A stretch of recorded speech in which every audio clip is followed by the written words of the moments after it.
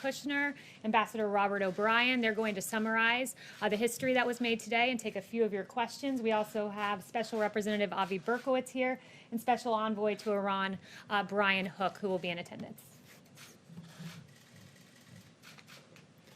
Thank you, Kayleigh, and thank you all for being here. I want to start today by congratulating the people of Israel and the people of the United Arab Emirates. Today is a historic breakthrough and a great day for peace. I also want to congratulate President Trump on this milestone. He worked very hard on this with his team. We worked with Prime Minister Netanyahu and the Crown Prince Mohammed bin Zayed, who really are two visionary leaders who made a big step forward today to really change the region. The last time we had an agreement like this in the region was 1994, when Israel made an agreement with the Kingdom of Jordan, which stopped aggression and helped bring forward peace. Over the last 26 years, there's been a lot of developments in the region, some positive, but many that have set the region back, and it has led to lots of lives being lost, lots of opportunity and hope being destroyed, and a region that really has had a lot of problems. When President Trump came into office, we had a for ISIS in the Middle East, which was the size of Ohio. We had a lot of instability. Iran's aggression was being felt all throughout the region. A lot of their proxies were very well funded and causing instability in Yemen and in Syria and in other places. And now we're in a position where we've been able to work with our allies. A lot of our allies felt abandoned. President Trump's been able to rebuild those relationships. His first trip as president was to Saudi Arabia in May of 2017, where he laid out the problems that were facing the region and very clearly articulated that in order to make progress, we'd all have to work together around common goals, and we'd have to acknowledge historic differences and historic conflicts, but we can't let those conflicts hold us back.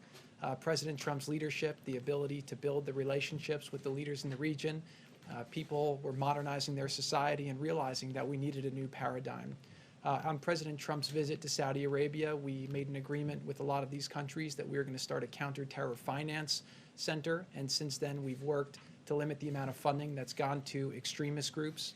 We worked with Saudi Arabia, which is the custodian of the two holy sites, and we worked with them to do a counter-extremism center to combat online extremism, and that's made a big difference because you can't solve the short-term problem without taking on the long-term fight. We've seen Saudi Arabia make a lot of modernizations over the last years, giving more rights to women and taking steps in the right direction, which have been very positive. And now today's breakthrough really allows us to go forward. To give you a little bit of background on this deal, this is something that's been in discussions now for over a year and a half. We were talking with Israel, we were talking with United Arab Emirates about moving forward. Obviously, because of the Israeli elections and because of some other things that were happening in the region, this is something that was talked about but never really got to the right place for it to happen. As you know, with deals happen when deals are ready, and peace deals are very rare and very historic, and there's a lot of reasons why people would be held back from moving forward. What we saw was when the president rolled out his vision for peace, which we worked very hard on for a couple of years to really try to understand the issues in the region between the Israelis, the Palestinians, he put forward 180 pages of detail on how we can address the issues of the past, but also figure out how to move forward.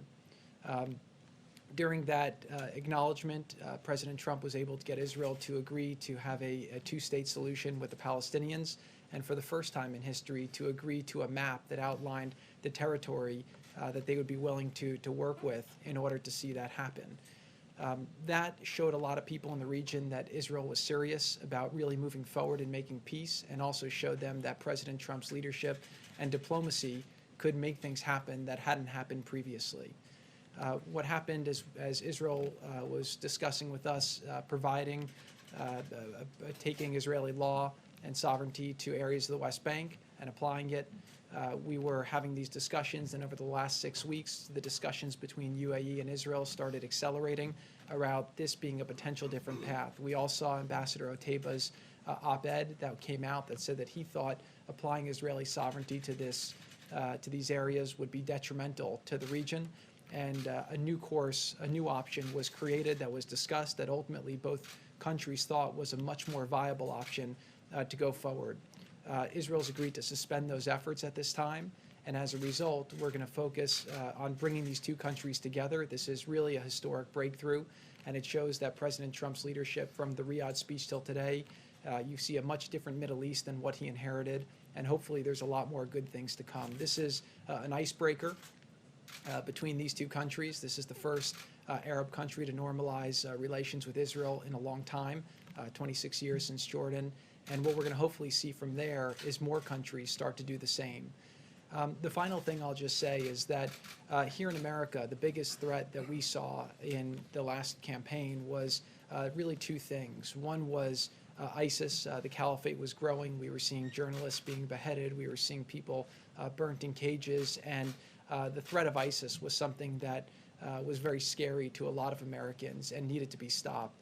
The instability was providing a place for extremists to plan attacks, to plan all kinds of terrible things, and the extremists were trying to radicalize the next generation.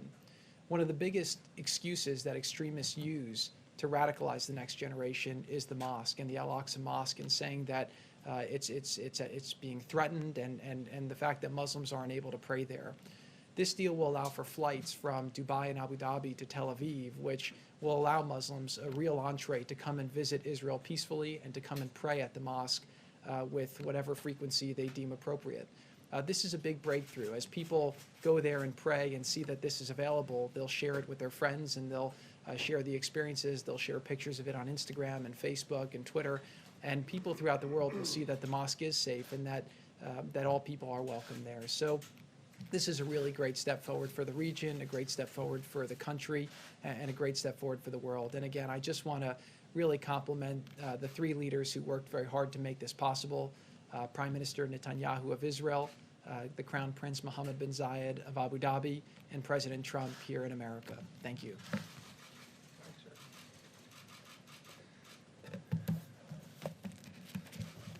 So thank you to Jared for that summary, and it's been extraordinary work by a number of fine diplomats working under President Trump's leadership to arrive at today's outcome.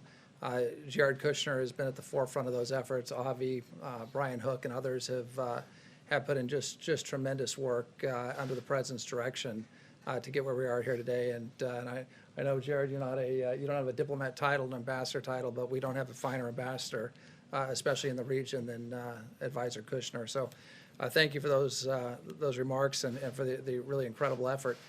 I want to start by congratulating today the President of the United States, the Prime Minister of Israel, Bibi Netanyahu, and Crown Prince Mohammed bin Zayed.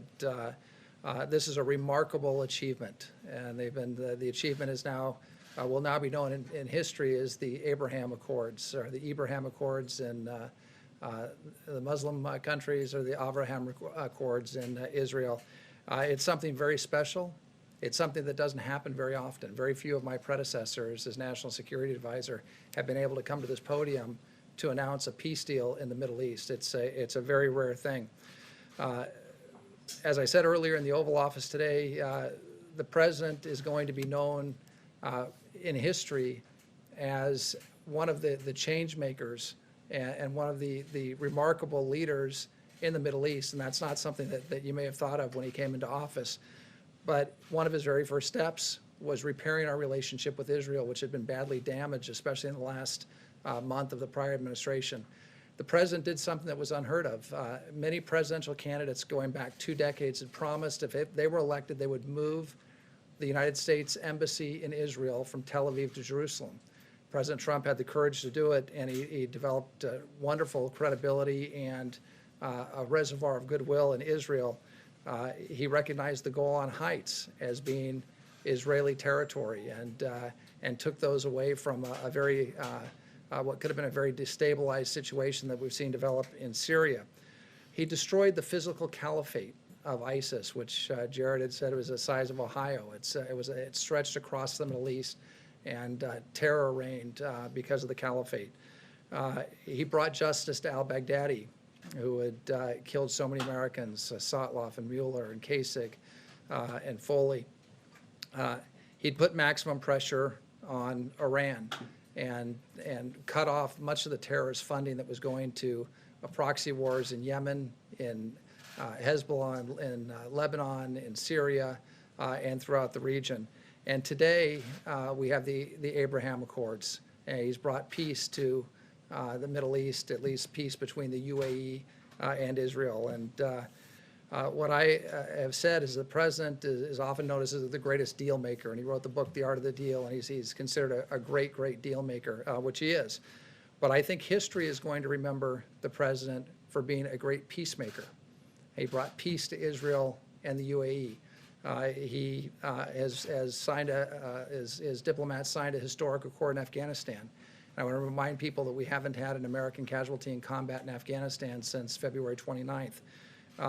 He used his offices and his pressure to stop Idlib from being overrun in Syria, and brought a ceasefire agreement when Turkey had invaded northern Syria. A lot of people said that when he came into office that there'd be war in North Korea, but through personal diplomacy has kept that situation from turning into a kinetic event. So it's really remarkable, I think, when you step back and take a look at what this president has done on the peace front.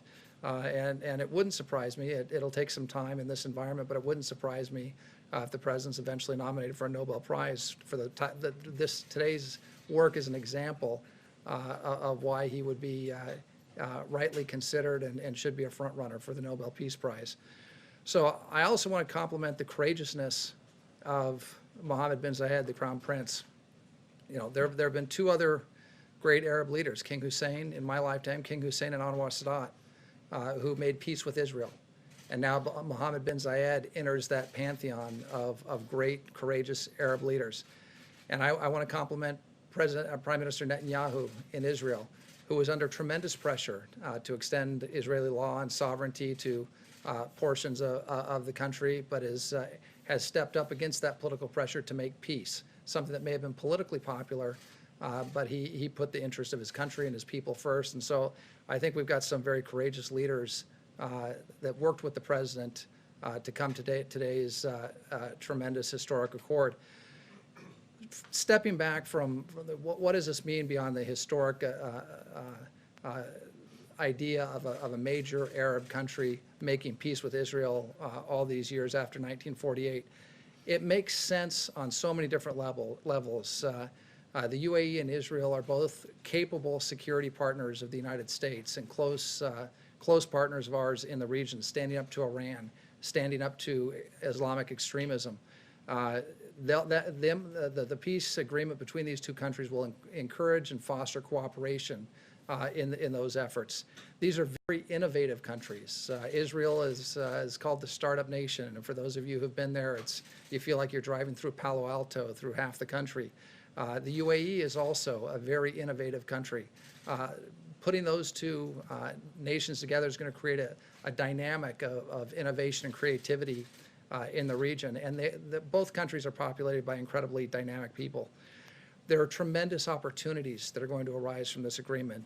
Jared talked about the idea of Arab pilgrims and Muslim pilgrims going to the Al-Aqsa Mosque, going up to the Mount and having the opportunity to pray in peace in Israel. As you know, the president has made religious freedom, especially religious freedom in the Middle East, a centerpiece of his foreign policy. And this is a great step towards fulfilling the idea that the three great faiths that came from the Holy City, Christianity, Judaism, and Islam, will be able to pray and interact peaceably together in that beautiful city of Jerusalem. Tourism,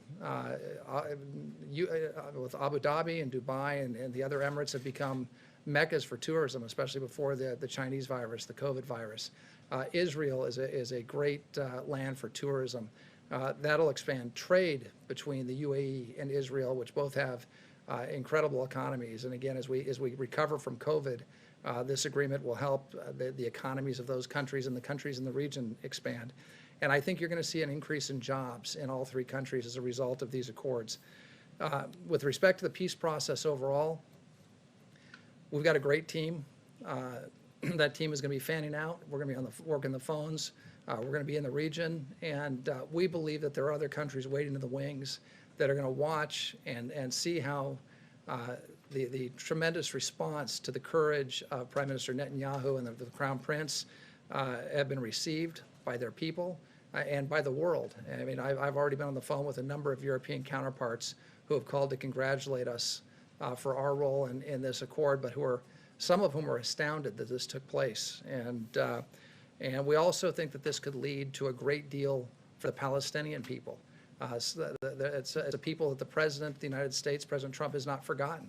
And he's endorsed a two-state solution. He wants to see the Palestinian people in a prosperous country of their own. And the groundwork has been laid for that. So I think we'll be working very hard on those efforts in the coming months and year. So again, today is a great day. It's a great day for the people of the UAE. It's a great day for the people of Israel, for their leaders. And it's also a great day for the United States of America as we played a role that we've traditionally played throughout the world in coming in to mediate in difficult situations and achieve peace and achieve prosperity for our friends and neighbors. And again, I'm honored to be a part of the President's team on this. And again, we'll end with congratulations to the President for his leadership, and again to Prime Minister Netanyahu and Crown Prince Mohammed bin Zayed. Thank you very much. Start with Steve. Israel agreed to suspend its annexation plan on the West Bank.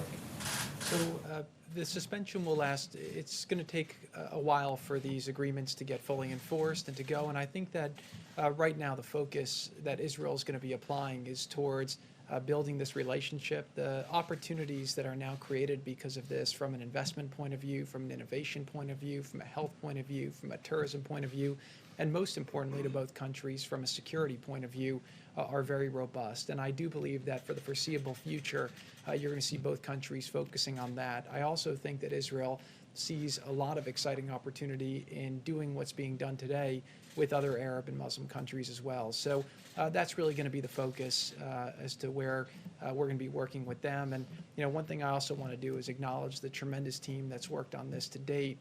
Obviously, Secretary Pompeo has been leading the efforts. The Vice President's been very supportive. And then obviously Avi Berkowitz and Brian Hook have been just tremendous along the way, both to get to today and also in the steps that will likely come forward. So. Jared, this is already, you guys are touting this as a good step forward, but the Palestinian officials are already out criticizing it. If they aren't on board, how is this a good peace deal right now? Right. So look, they have a fairly predictable response that we've seen time and time again to all types of things that help make their people's lives better. Let's just focus on the facts of what's happening, and let's focus on how to push things forward. We laid out a 180-page, very detailed plan that we got Israel to agree to negotiate on the basis of, that invests $50 billion into their economy, that allows them to double their GDP over 10 years, that can create 1 million new jobs, help their people have a much better standard of life. We also got Israel to agree to have them have self-determination, have a secure environment, and then in addition to that, figure out how to get the right land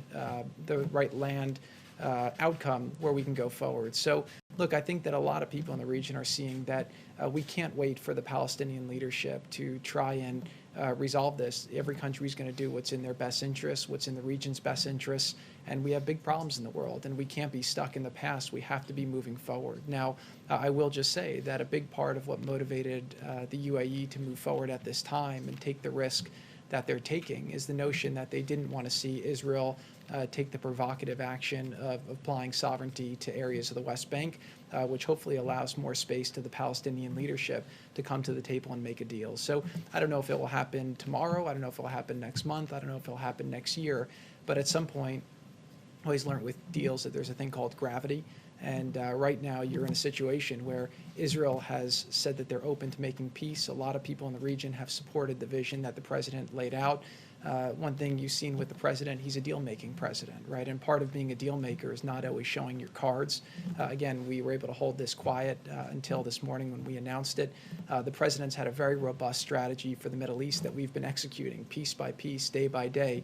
And we've seen things have been getting better, problems have been getting resolved. The president's been taking things off the table.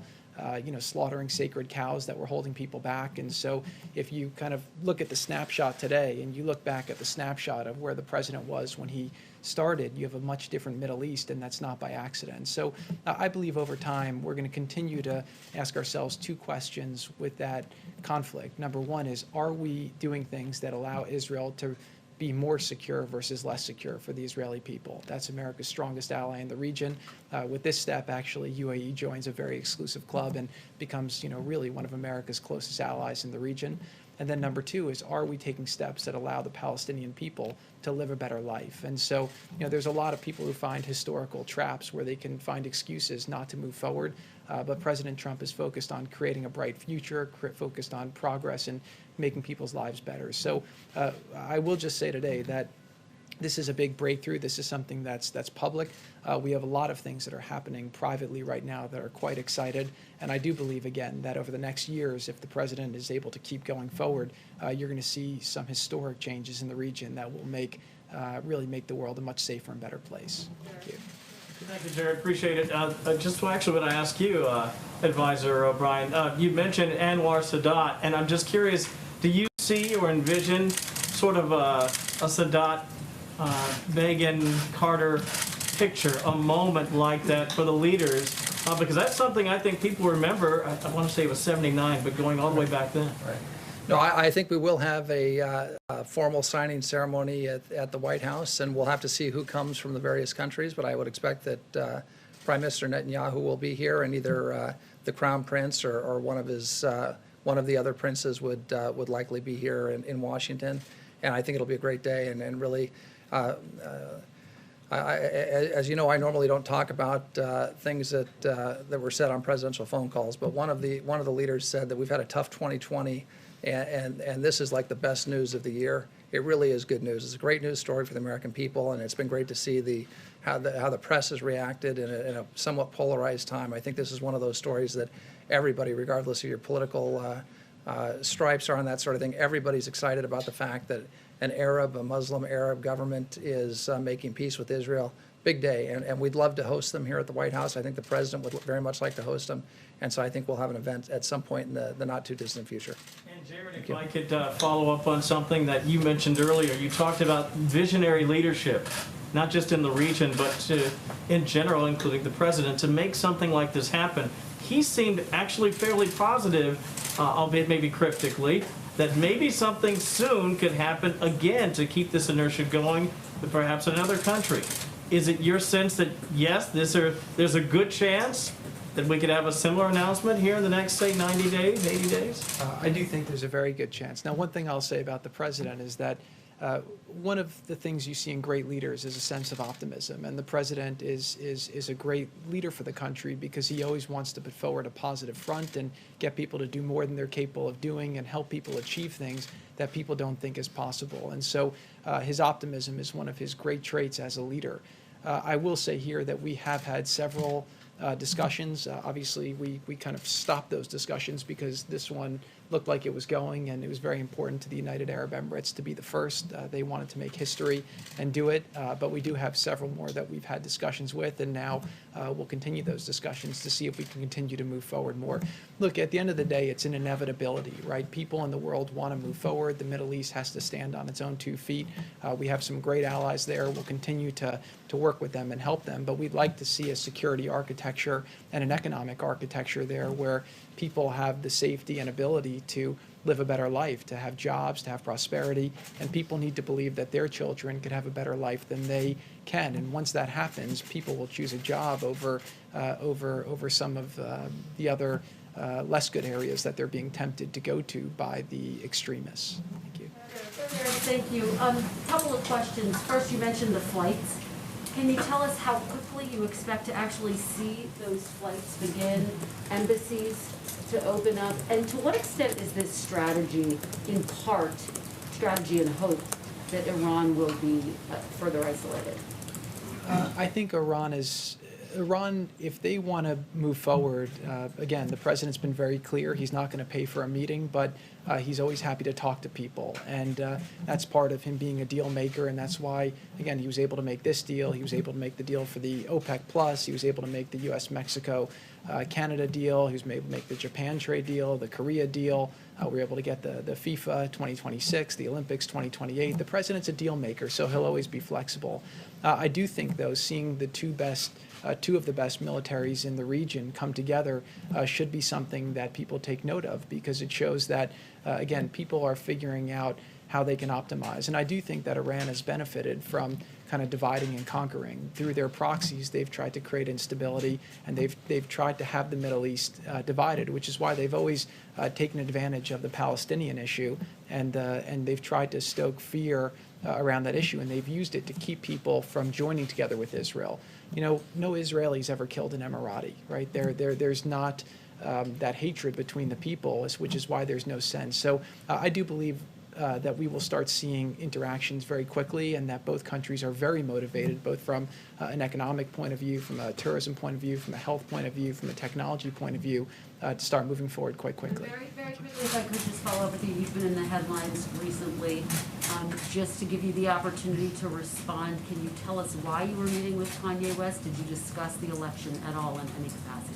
Yeah, so Kanye's been a friend of mine I know him for about 10 years, and you know, we talk every now and then about different things, and we both happen to be in Colorado, and so we got together and we had a great discussion about a lot of things. He has some great ideas for what he'd like to see happen in the country, and that's why he has the candidacy that he's been doing. But again, there's a lot of issues that the president's championed that he admires, and it was just great to have a friendly discussion. Thank you. Just to follow up on Steve's question, Netanyahu just did a live address tonight, and he said, we received a request to wait temporarily on annexation from President Trump. He said it's a temporary postponement. It is not removed from the table. I'm telling you that. So how long is temporary? Because you said it could be a long time. And did you get guarantees that they will adhere to that? Somewhere between a long time and a short time. That's what temporary means. But that's important for them to know how long temporary is. He's saying it's not off the table. It's not canceled. It's only being postponed. Look, our discussions with the Prime Minister have been very extensive over the last 3.5 years. We have a lot of trust between Israel and America. We've done a lot of historic things together. The people of Israel trust President Trump to make the right decisions that are in the best interests of Israel's security and prosperity. And obviously, Prime Minister Netanyahu and President Trump have a very close relationship. I believe that they will not take action to move forward unless we have an understanding between America and Israel that it's the right action at the right time. And again, you know, it's not like a binary thing to move forward or not. There's a lot of details. There's a lot of things that need to be considered. And we had a lot of those discussions over the coming months, and then obviously put those discussions on hold as this came about. So I imagine at some point in the future, this is something that will be discussed. But today's a great day. This is a big breakthrough. This is a game changer for Israel. It's a game changer for the Middle East, and it's a game changer for the world. So I think for the time being, people are going to focus on that and focus how to optimize from that tremendous opportunity. Yes, if I could follow up on Can I just? Did you discuss the campaign, his campaign, with Kanye West? We had a general discussion more about policy. Jared, let me ask you about a different deal, one here in Washington. Democrats, Republicans are $2.5 trillion apart, it seems. From your view, do you believe it's possible right now of a phase 4 deal coming together? Working with President Trump for the last 5 years on the campaign and through government, I would just say that with President Trump, anything's possible. So you never know. The president's accomplished a lot of things that people thought would never be accomplished. But to comment specifically on the deal, I'll leave that up to the negotiators. Since we seem to have exhausted questions on this topic, I'm going to pass it back to Haley. Thank you. Earlier, this is part of the deal of isolating Iran. The administration recently revised a UN Security Council resolution to extend the arms embargo on Iran. It is now shorter. It's lost a lot of tough language on Iran, but still, there's still a danger of veto from Russia and China. So some observers are saying that the administration is risking losing face if you can't get support over this deal. Can you comment on that? Well, the first thing is we're always going to do the administration is always going to do the right thing, and President Trump is always going to do the right thing, whether it's losing face or there's a Russian veto or a Chinese veto. If the Chinese or the Russians veto the continuation of the arms embargo and want to start sending arms to Iran and destabilizing the region, that's on them, and that's not on us. So we're always going to take the position, the right position, and not worry about what the Russians or what the Chinese might do at the UN. If we did that, if we worried about that all the time, we'd get nothing done at the UN. We also have other tools that we'll use to deal with Iran to make sure that arms don't flow into Iran, that there's not further destabilization of the region. There are tools that we can use diplomatically, and there are other tools that we have. And nobody in the region wants to see Iran on the receiving end of a bunch of Russian MiGs or Chinese missiles or Chinese drones. The region's made that very clear. We've made that very clear. Israel's made that very clear. So I don't think that's in the interest of anyone in the world. It's not in the interest of global peace and security and prosperity. So we're going to continue to prosecute our case at the UN, and we're going to hope for the best. I hope the Russians and the Chinese do the right thing. They should do the right thing. And if they don't do the right thing, well, we've got backup steps that we'll take. Whether you also support the snapback option? Snapback's certainly one of the tools that we could use, and that's something we're looking at very closely. And look, what we're focused on right now is the vote to extend the arms embargo. We'd like a clean rollover of the arms embargo. We'd like to see our allies get behind it. We'd like to see the Russians and Chinese get behind it. I just can't imagine any leader anywhere in the world who thinks it's a good idea to put advanced armaments in the hands of the Ayatollah and his regime, especially in today's Middle East. I mean, that just makes zero sense whatsoever. So hopefully the countries at the UN, at the Security Council, will do the right thing. They'll roll over the arms embargo and keep it in place. But if that doesn't happen, we'll take steps necessary, and one of those steps could be snapback. Thank you. Thank you very much to Senior Advisor Jared Kushner and Ambassador O'Brien. And I will take a few of your questions on other matters. If you have any. Yes, Deborah. Thank you, Kayleigh. The President has written memoranda that give 5 states 100% of reimbursement for their National Guard costs dealing with the coronavirus. A number of governors are trying to get on that list too, including Nevada Governor Steve Sisolak. Have you had a chance to set up a time for them to talk? And the National Governors Association says that the criteria for being one of those states that gets 100%, not 75%, aren't clear. Can you tell me, how do you make the cut where you're 100% and not 75%?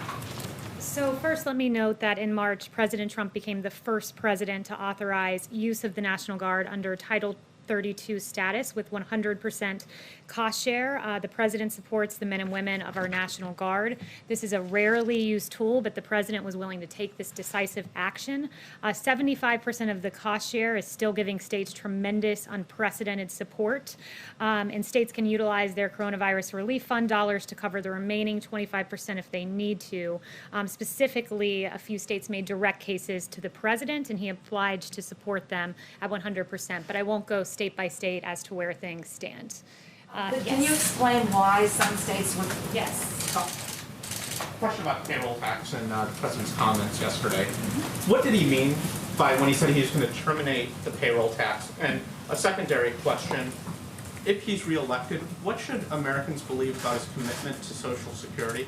Yeah, he has unwavering commitment to Social Security, making sure that it is fully funded and that our seniors are taken care of. I've heard him express that privately and publicly a myriad of times. What he was meaning yesterday is that he wants permanent forgiveness of the deferral. He's, of course, deferred the payroll tax to the end of the year, and he wants to make that a permanent forgiveness of the deferral come next year, because it's very important for specifically low and middle income Americans, since it's a regressive tax. In the long term, though, does he think that the payroll tax should go away? The president's very clear on this matter that he wants a permanent forgiveness of the deferral. That's as far as he's gone, and he's gone even further to say he's going to make sure that Social Security is fully funded. Yes. Yes. Yeah. Oh, the lead, and then we'll go to you. Okay, so you voted by the U.S. mail. The president has voted by the U.S. mail. Many of his top people have voted by mail. Why is he trying to prevent ordinary Americans from voting by mail? So first, let me note, I've voted absentee. The president's voted absentee. He's always been for voting absentee for a reason. What he is not for is mass mail-in voting, or perhaps, to make it even clearer, mass mail-out voting, where everyone on the voting rolls is mailed out a ballot. Voting rolls in Los Angeles County, for example, you have 117% of the county registered to vote. How does that even make sense? It doesn't. And that would mean that in the least 17% of the ballots floating around would be subject to potential fraud. So that's what the president is standing firmly against, but he has always been for absentee for a reason. Yes. Kayleigh, we learned today that still roughly 15.5 million Americans are without a job. Nancy Pelosi spoke yesterday with the Treasury Secretary. Seemingly, there was no progress on that call for the 15.5 million Americans and millions others who could absolutely care less about the politics of it all. What would you tell them is coming next, considering that it seems as if nothing is moving policy-wise going forward? Yeah, what I would say is this, Secretary Mnuchin said yesterday, I am willing to move forward with legislation that provides funds to schools, childcare, food, vaccines, hospitals, PPP for small businesses, rental assistance, broadband, airports, state and local government assistance, and liability protection for universities, schools, and businesses. He's been unmistakable, this administration has and this president has. We're willing to move forward on that. What we're not willing to do is rubber stamp a behemoth $3.4 trillion deal that the Democrats put forward that was fundamentally unserious, that would have made ballot harvesting mainstream, that was a Democrat wish list. That's what we'll not move forward with. But this president, out of anyone, has taken action, serious action on eviction protection, serious action on unemployment insurance, on a payroll tax cut, student loan forgiveness in his executive capacity. And what I would say, the state of things now is, you have Nancy Pelosi saying we were willing to come down $1 trillion if they came up $1 trillion. Well, it's fundamentally unserious because the Democrats, the chief of staff has told me, wouldn't even tell us what they would take out of the $1 trillion. So they said we'd come down $1 trillion, but wouldn't list out the things that they would take out of their Democrat wish list. So Nancy Pelosi needs to come back from recess and negotiate because the American people deserve better. There are some conservatives who have made the argument that $3 trillion, give or take, has already been spent and no more needs to be spent. If there isn't a deal that is viable, is the White House of the position that since $3 trillion has been spent, it's okay, we don't need to spend any more? No, the president is all about what is best for America's families. He wants to see funding for our schools, direct payments to Americans. He's protected the American people in every way he can in his executive capacity. But as you noted, in terms of the fiscal cost of things and the height of this, when the economy was shut down, there was a $2 trillion deal negotiated. Next after that, when the economy was reopened, it was a $1 trillion deal. So for the Democrats to say we want more than what we even negotiated and passed during an economic shutdown, and to say we need $3.4 trillion, it's really an unserious proposal. Kevin. Thank you, Kayleigh. Your reaction to unemployment claims dipping below 1 million, 1.7 million new jobs as well, and blue state governors are politicizing school closures, says the president. What did he mean by that? Yeah, what he means by that is that when you look around the world, many countries in the Western world have opened their schools, and that we as the United States can do the same. We can find a way. The president, the White House has released guidance as to how to make that happen.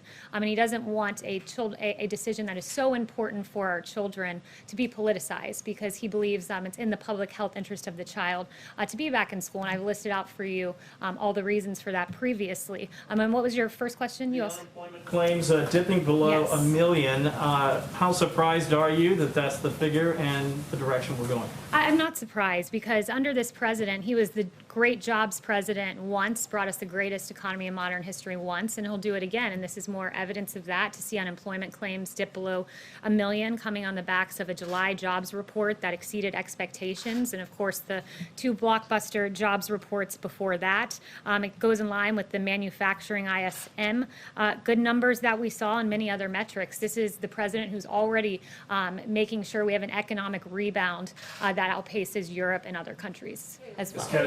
Steve. Has the president been briefed on the Russian coronavirus vaccine? Does he think it's a workable vaccine?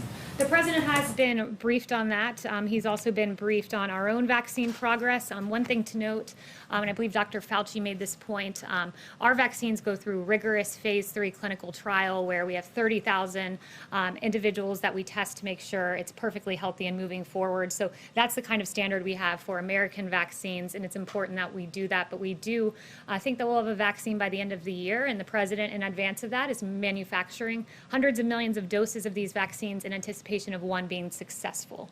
Chanel. Thank you, Kayleigh. Going back to Iran and Russia as geopolitical actors in the Middle East, they have been wellsprings of instability there, as we discussed, but how confident is this White House that Iran and Russia are finally going to be placed in their respective lanes in the advent of this deal and deals to come? Well, look, we believe that there's a big contrast here in where this administration stands and the previous administration. And when you look at the, excuse me, the Obama-Biden administration, they cozied up to America's enemies. The Iran deal was egregious. We know that there were cash payouts to Iran. And what this president has done is diametrically opposite, working with our allies, working with Israel, negotiating a historic peace agreement like hasn't been seen in a quarter of a century. So when you work with our allies, when you engage in diplomacy, when you have a great deal maker as president, you get deals like what we saw today, and it's stark contrast to what we saw from the previous administration. Yes. Does the president share former Vice President Biden's view that annexation would virtually end any chance of a two-state solution that would secure Israel's future as a Jewish and democratic state and uphold the right of Palestinians to a state of their own? Yes, so I'm not going to go any further into the state of Middle East peace. I'd refer you to NSC on that, but today we're focusing on the historic agreement that's been made. Yes. Was the president aware about these 2,000 letters between him and Chairman Kim that apparently are going to be published in the new Bob Woodward book? Did he sign off on that? I haven't even looked into that or spoken to him about that. We're focused today on providing relief to the American people and the historic deal. Mario. Thank you, Kayleigh. Will the president's executive order on WeChat block Apple from distributing that app on their platform? And if so, what does the administration say about concerns that it could be kneecapping an American company and diminishing its competitiveness? So the only remarks I have for you today on TikTok and WeChat are this. The president, he signed those 2 executive orders exercising his authority under the International Emergency Economic Powers Act to address the threats posed by TikTok and WeChat. The administration is committed to protecting the American people from all cyber threats, and these apps collect significant amounts of private data on users, and such information can be accessed and used by the PRC. And TikTok has a documented history of censoring free speech to conform to CCP propaganda, and we take the data of Americans very seriously. One other thing I wanted to clear up is that Speaker Pelosi has been fundamentally unserious in these negotiations and engaging in blatant partisanship. One thing she said recently is that she needs $3.5 billion with a B for election funding. That is a fundamentally unserious ask for this reason. I talked to the Office of Management and Budget. They said states have been given over $1.2 billion in election assistance grants since fiscal year 2018, and we estimate that they've spent less than a sixth of that funding in these 3 years, and still have over $1 billion of those funds sitting around right now that have not been spent. So we encourage for Speaker Pelosi to follow in the footsteps of the suggestion of Congressman Ro Khanna of her own party, who said, I think Congress should be in session. I think it's absurd for Congress to be going on a break during a pandemic and a national crisis. I can tell you one person who hasn't been on a break. It's this president, providing relief for the American people. Thank you, and he'll be out here at 5:30. Thanks so much.